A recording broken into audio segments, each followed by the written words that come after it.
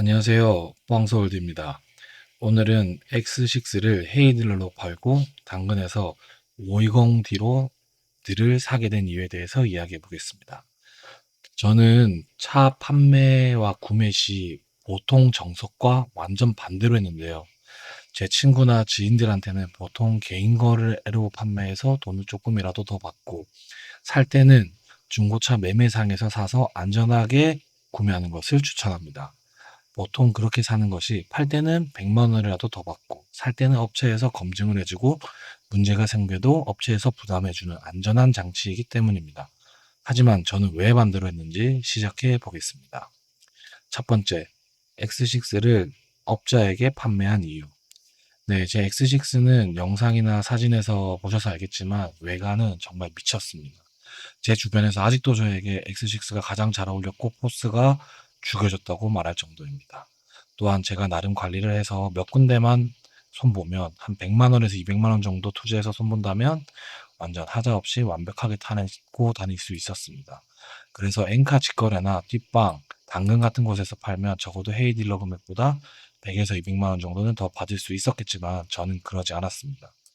이유는 혹여나 제 구독자거나 차를 사고 나서 저의 채널을 알게 될 수도 있고 그로 인해 불편한 관계가 될 수도 있기 때문이고 그게 아니더라도 개인 거래를 하면 제 휴대폰 번호를 상대가 알게 되기 때문입니다.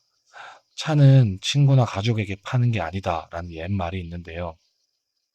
아무런 문제가 없으면 되겠지만 기계라는 것이 내가 가지고 있을 때는 아무 문제가 없다가도 남의 손에 넘어가는 순간 이상이 발생할 수도 있습니다.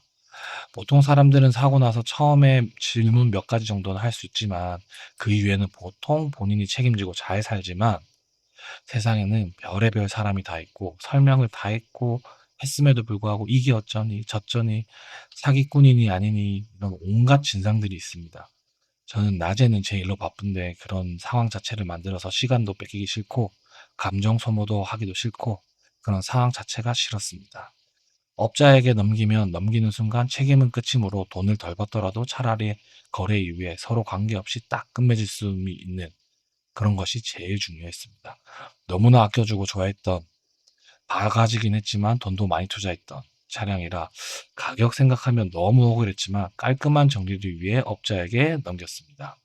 팔 때는 돈보다도 마음 편한 것이 최고이기 때문이었습니다. 두 번째, 개인 거래로 차량을 구매한 이유. 그렇다면 차를 살 때는 왜 반대로 개인 거래를 했을까요? 네, 이것은 지난 영상에 올려드린 1000만 원 미만 중고차 사는 방법과 거의 일맥상통한데요. 일단 중고차 매매상에 괜찮은 매물을 보면 가격이 비쌉니다. 중고차 매매상에서 차량을 매입할 때는 뭐 안드로이드 올인원이나 휠이나 범퍼나 엔들 이런 거 아예 반영이 되지 않습니다. 그러나 판매할 때는 상품성을 고려해서 가격을 높여서 팝니다. 실제로 제 친구와 1000만 원짜리 중고차를 사러 갔을 때 이쁘다, 괜찮다, 잘 꾸몄네 하는 것들은 전부 1000만 원 이상, 보통 1300, 400, 많게는 1500에서 2000까지 가는 차량들이었습니다. 제가 생각한 600에서 800만 원 정도의 차량은 정말 타기 싫은 완전 개썩은 차량들이 많았고 엔진 미션이나 소모품들은 본인들이 팔면서 부담을 해주겠지만 그런 교체하는 부분도 제가 직접 하는 게 아니니 믿을 수 있는 브랜드로 하는 건지 중국산을 끼는 게 아닌지 그런 것들도 전혀 알 수도 없을 뿐더러 사실 그냥 차량 자체가 제가 사고 싶은 상황이 아니라 상태가 아니라 꺼려졌습니다.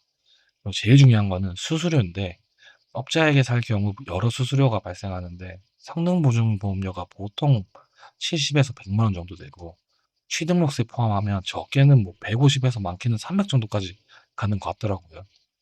총 예상 범위 내에서 제가 괜찮은 매물을 사는 것은 거의 불가능했습니다. 만약 2천에서 3천만 원 정도 차량을 구매한다면 저도 매매상 통해서 분명히 사겠지만 전 X6를 판매한 금액으로 차를 구매할 계획이 있으므로 저렴한 차량이 필요했고 그래서 개인 거래가 최고였지 않나 생각합니다. 시등록세를 해서 포함해서 총 640만 원 정도에 매우 나이스하게 구매했습니다. 네, 결론은 돈이었습니다. 세 번째, 자신감. 네, 저는 X6를 괜찮은 금액에 팔고 520D를 싸게 구매할 자신이 있었습니다. 헤이딜러의 차량을 판매하신 해보신 분들 알겠지만 자동차 딜러들 중에 정말 터무니없는 가격을 제시하는 사람들이 많습니다. 폐차값을 올리는 경우도 있고요. 사실 제 차량 헤이딜러에서 4번 정도 견적을 받아 봤었습니다.